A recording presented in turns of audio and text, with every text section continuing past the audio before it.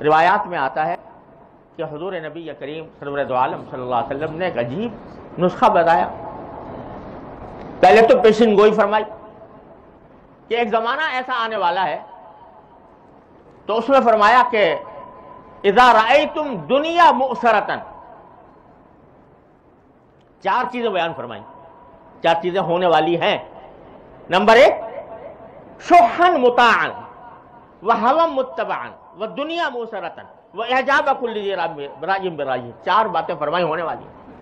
کیا؟ ایک تو انسان مال کی محبت اتنی اس کے اندر پیدا ہو جائے گی کہ بس اسی کے پیچھے بھاگے گا. مال کی محبت کا بہت زیادہ ہو جانا اور اسی مال کی محبت کی اطاعت کرنا. مال کی محبت اسے جو کام کرنے کو کہہ رہی وہ کر رہا ہے. وَهَوًا مُتَّبَعًا، دوسرا یہ کہ پیروی خواہشات کی ہو رہی ہے. جو دل میں آ رہا ہے، حرام ہو یا حلال ہو، جائز ہو یا ناجائز ہو، آدمی اس کے پیچھے چل رہا ہے. مجھے تو اس میں مزہ آ رہا ہے، یہی کروں گا. اس سے بحث نہیں کہ حلال ہے یا حرام ہے، جائز ہے ناجائز ہے. خواہشات کی پیروی کی جائے. وَدُنْيَا مُؤْثَرَةً، اور جب دنیا کو ترجیح دی جا رہی ہو آخرت کے اوپر. آدمی کے سامنے دو راستے آ جائیں، ایک یہ کہ اس سے دنیا اچھی ہوگی، آخرت خراب ہوگی، اور ایک یہ کہ دنیا میں تھوڑا نقصان اٹھانا پڑے گا لیکن آخرت اچھی ہو جائے گی. تو انسان جو ہے وہ دنیا کی طرف، دنیا کو ترجیح دے گا آخرت پر. یہ سوچے گا یار پتہ نہیں آخرت تو پتہ نہیں کب آئے گی، دنیا تو میرے سامنے ہے، اس کو ٹھیک کر لوں.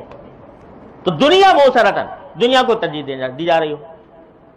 چوتھی بات فرمائی جو عجیب نقشہ ہے آج کی دنیا کا، کہ وَإِعْجَابَ كُلِّ ذِي رَأْيٍ بِرَأْيِهِ، ہر انسان اپنی رائے پر گھمنڈ میں مبتلا ہوگا. جو اس کی سمجھ میں آ گیا اس میں گھمنڈ میں مبتلا ہے.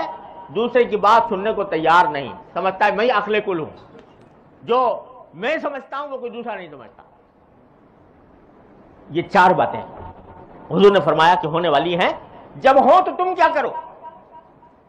وہ بتایا رسول کریم صلی اللہ علیہ وسلم، اگر یہ ہو فعلیک بخاصۃ نفسک، تو لوگوں کے بارے میں سوچنا چھوڑ دو کہ وہ کہاں جا رہے ہیں، اپنی فکر کرو، اپنی اصلاح کر لو. فعلیک بخاصۃ نفسک ودع عنک امر العامہ، اور عام لوگ جس طرف جا رہے ہیں اس کو اس کی گفتگو بھی کرنے کی ضرورت نہیں تمہیں.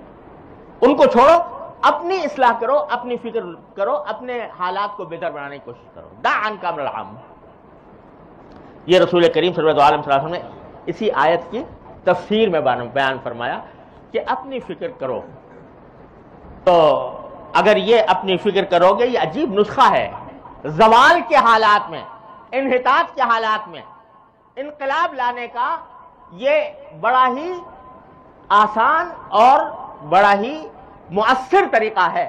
ہر آدمی اپنی اصلاح کر لے. اگر ایک آدمی نے کر لی تو ایک چراغ جل گیا.